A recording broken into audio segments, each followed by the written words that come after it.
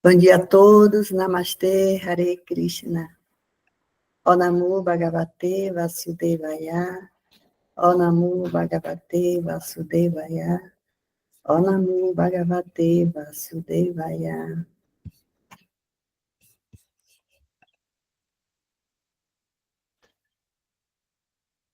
Vou ler o canto 1, capítulo 5. Narada apresenta instruções sobre Srimad Bhagavatam a Vyasadeva. Verso 1. Suta Goswami disse assim: o sábio entre os deuses, Narada, confortavelmente sentado e aparentemente sorrindo, dirigiu-se ao Rishi entre os Brahmanas, Vedavyasa. Verso 2. Dirigindo-se a Vyasadeva, o filho de Parashara, Narada perguntou: acaso estás satisfeito por identificar o corpo ou a mente como objeto de autorrealização? Repetindo, verso 1. Suta Goswami disse assim: o sábio entre os deuses, Narada, confortavelmente sentado e aparentemente sorrindo, dirigiu-se ao Rishi entre os Brahmanas, Vedavyasa. Verso 2. Dirigindo-se a Vyasadeva, o filho de Parashara, Narada perguntou: caso estás satisfeito por identificar o corpo ou a mente como objeto de autorrealização? Hare Krishna, gratidão pela oportunidade. Bom dia, Namastê, Hare Krishna. Eu vou fazer a dissertação hoje do Srimad Bhagavatam. Eu vou ler primeiro o sânscrito. Om Sutta Uvacha Atatam Sukhamasina Upasina Brihat Devashi Praha Viprashim Vinapanismayan Iva. Verso 2. Narada Uvacha Parasarya Mahabhaga Bhavata Kachit Atmana Paritushyati Sharira Atma Manasa Evava. Obrigado, Vera. Obrigado, Márcia, pela condução do Sadhana. Obrigado a todos vocês. É bem legal ver segunda-feira de manhã tanta gente aqui no Sadhana. Então, eu vou fazer uma pequena dissertação desses 2 versos. O primeiro, um novo capítulo 5, que estamos começando hoje. Agyana Chimirandasya Gyananjana Shalakaya Chaksurun Militamyena Tasmai Shri Gurave Namaha. Hare Krishna, Krishna Krishna, Hare Hare, Hare Rama, Rama Rama, Hare Hare. Então, este novo capítulo, ele está falando sobre Narada Muni apresenta instruções sobre o Srimad Bhagavatam a Srila Vyasadeva. Então, vamos por ordem, porque tem bastante coisa aqui nesses 2 versos. Primeiro, o sábio entre os deuses, Narada Muni, sentado. Então, Suta Goswami, só para relembrar, assim, para quem não conhece ou não lembra da sequência, né, dos outros capítulos, estamos numa assembleia de grandes sábios. Suta Goswami é aquele que esteve presente durante a narração do Srimad Bhagavatam por Sukadeva Goswami, que, por sua vez, estava narrando o Srimad Bhagavatam ao grande imperador Maharaj Parikshit, que teve uma maldição que ele ia morrer em 7 dias por causa de uma picada de uma serpente.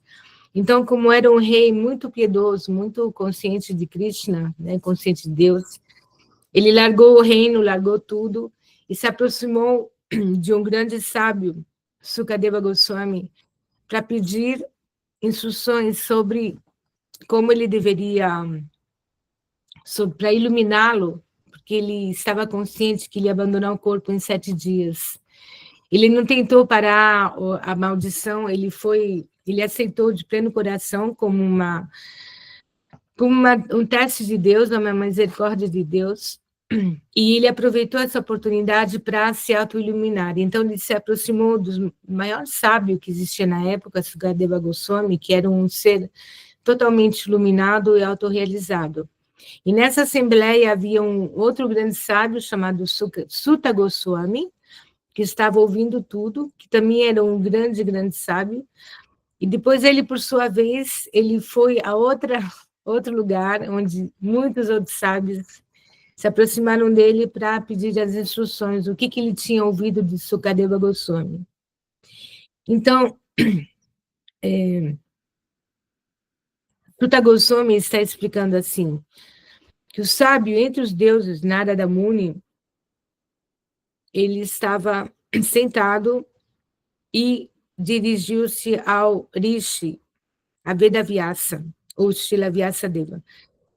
Então, dirigindo-se a Vyasadeva, o filho de Parasara Muni, Narada perguntou. Então, é assim,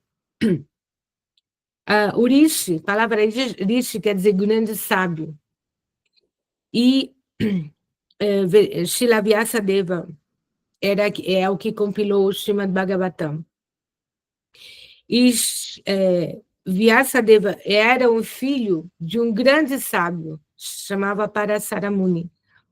Então, ele está meio que confuso, né? Srila Vyasadeva está confuso, perguntando, mas como é que eu não estou satisfeito? Eu compilei os Vedas, eu dividi os Vedas em 4, depois peguei a essência dos Vedas, escrevi o Vedanta. O Vedanta é a essência dos Vedas.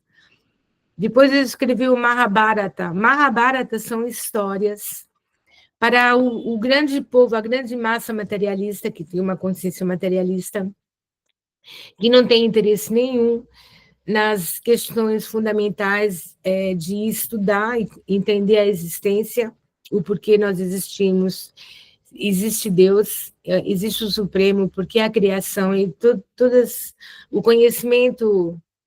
A grande massa não tem interesse nisso, ele só tem interesse nas metas materialistas, né? Comer, dormir, ter uma boa né, procriação e, assim, ter um sucesso material.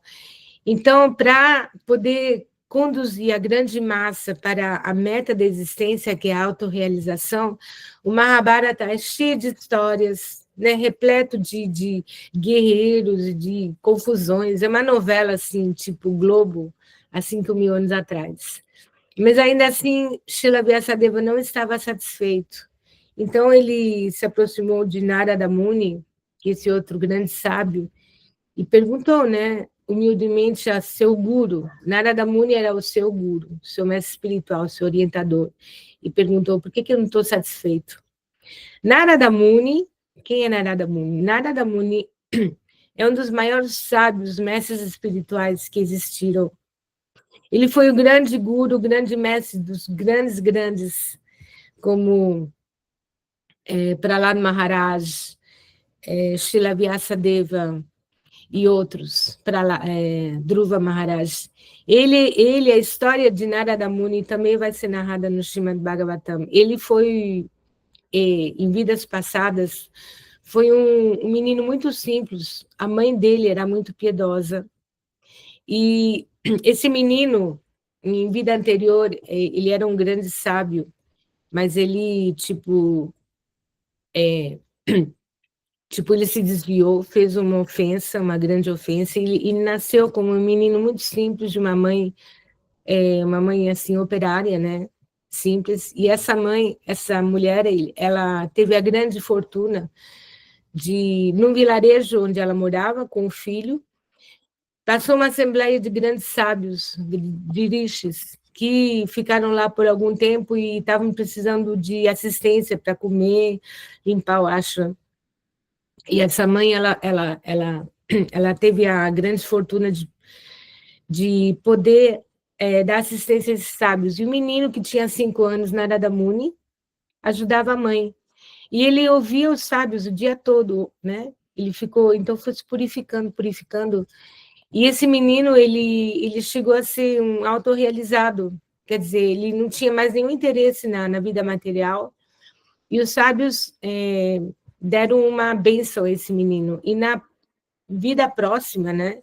Ele se tornou esse grande místico Narada Muni, que ele recebeu uma bênção especial de Vishnu, de Krishna, que é poder, ele tinha capacidade de atravessar diferentes mundos.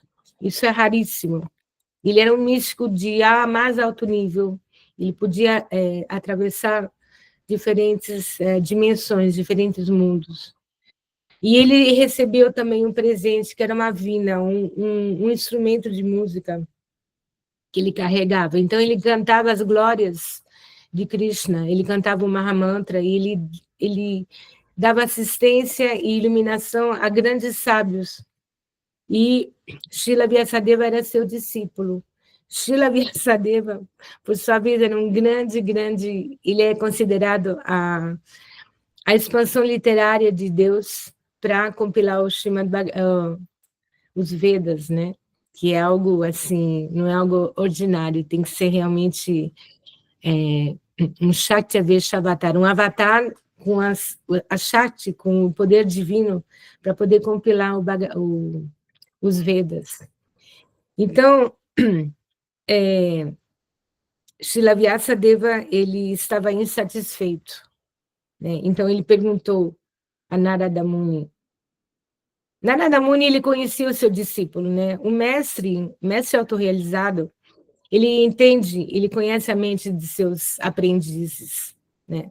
Porque ele não está mais na plataforma da dualidade, ele pode enxergar exatamente a alma de seu discípulo. Ele entende aonde seu discípulo está situado, ele entende os obstáculos que o impedem de alcançar a autorrealização. Então, Narada Muni, ele compreendia quem era Vyasadeva e quais eram as dificuldades dele, né? Então, ele deu uma risada, assim, sorrindo, né? No verso 1, a gente está vendo assim, que Narada Muni estava sentado e, tipo, dando um sorrisinho. E ele se dirigiu a Vedavyasa, tipo tirando sarro, assim, dizendo... porque aí no verso 2 diz assim, Narada diz...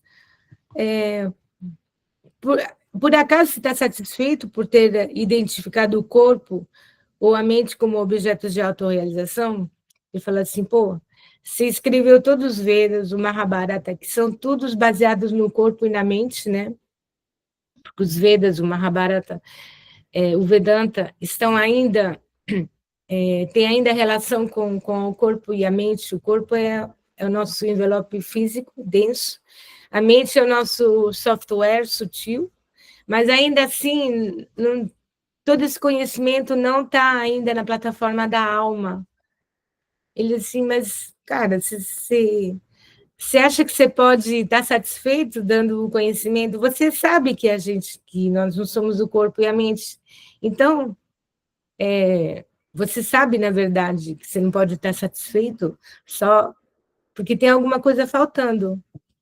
E o que está faltando é o conhecimento relativo à alma, que é o serviço devocional, o que fala diretamente de Deus, o que fala diretamente dos doces passatempos de Krishna, porque Krishna é a personificação do amor.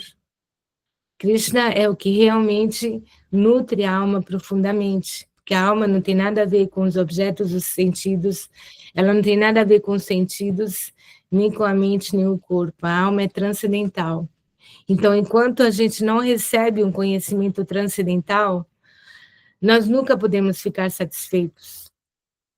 A alma, ela é só nutrida pelo conhecimento transcendental, que fala diretamente das atividades transcendentais da pessoa suprema, que a pessoa suprema, ela é pura doçura, pura beleza, e tudo que tem a ver com ela, que sejam os seus nomes, suas atividades, seus passatempos, imediatamente elas purificam aquelas nuvens, né, todas as nuvens que são causadas pela dualidade da mente, né, que é a depressão, a angústia, a ansiedade, o medo, a raiva, todas essas nuvens que cobrem a alma, elas são imediatamente dispersas só ouvindo sobre os 12 passatempos da pessoa suprema e cantando sobre as glórias, né, sobre essa pessoa. Então, é algo assim muito rápido, e por isso que depois Srila Vyasadeva escreveu o Srimad Bhagavatam, né? Ele teve a visão da Suprema Personalidade de Deus numa meditação profunda. Ele teve a visão, a pessoa suprema, Krishna, apareceu para ele muito rápido e depois desapareceu. Porque ele era tão sincero, ele entrou numa meditação profunda, né? Para se conectar com a pessoa suprema, para poder falar sobre ele. Então, Vishnu apareceu para ele, e ele, assim, ele teve êxtases de amor, êxtases profundos, e depois ele desapareceu, né? Mas ele ficou impregnado com essa substância de Ananda tão profundamente que ele conseguiu a Shakti, né, para poder escrever o Srimad Bhagavatam. Porque o Srimad Bhagavatam é diretamente falando sobre a pessoa suprema, sobre as glórias de Krishna e as glórias de todos os outros avatares. Então, por isso que o Srimad Bhagavatam ele é considerado como o Purana imaculado, é um Purana transcendental. Os outros Puranas, eles falam de coisas desta simulação, mas o Srimad Bhagavatam, ele não tem nada a ver com essa simulação, ele fala diretamente da pessoa suprema. Então, lendo o Srimad Bhagavatam, ouvindo sobre ele, você automaticamente fica situado numa plataforma transcendental.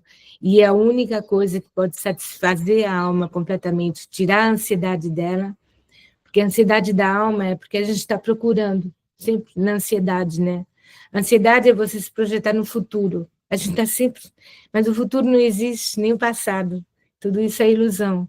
Mas a gente está sempre procurando algo, né? A alma está assim, né? É tipo um cego que está tateando, sabe? Quando a gente vê, às vezes, um cego na rua com aquele bastão, né? E está assim... Coitadinho do cego, ele não consegue ver os objetos, não consegue ver a realidade, ele está sempre com medo de bater, de cair, de tropeçar, né? Então, a alma, nós, almas condicionadas, estamos tateando assim, procurando, que a gente não sabe, mas o que a alma está procurando é esse amor transcendental, que não é encontrado nessa simulação, não existe.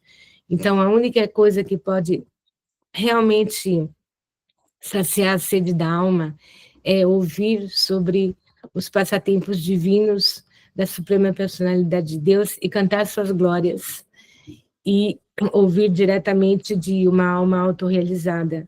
E o Srimad Bhagavatam é como um guru, né, que nos transmite diretamente o conhecimento transcendental puro, sem nenhuma interferência. Então, ouvir o Srimad Bhagavatam nas gotas védicas e estudar o Srimad Bhagavatam e todo o conhecimento que sai dele, né? Porque tem conhecimentos que são... Nós temos diretamente o Srimad Bhagavatam, mas nós temos conhecimentos que são extraídos dele, como, por exemplo, o Tratado do Teorema dos Sonhos, o que nós estudamos é diretamente do Srimad Bhagavatam. Então, tem o mesmo efeito de elevar você numa plataforma transcendental e trazer uma paz, né? Que esse conhecimento te traz uma paz profunda que a gente não encontra em nenhum outro lugar, né? Porque essa é o único alimento da alma que pode nos satisfazer profundamente. Então, eu vou parar por aqui. Muito obrigada pela atenção de vocês. Tenham um excelente dia. Hare Krishna, Krishna Krishna, Hare Hare, Hare Rama, Rama Rama, Hare Hare. Ó energia suprema, amor divina, o Mahamantra auspicioso, libertador do ser, desperta-me, eleva-me, envolve-me, protege-me. Hare Krishna.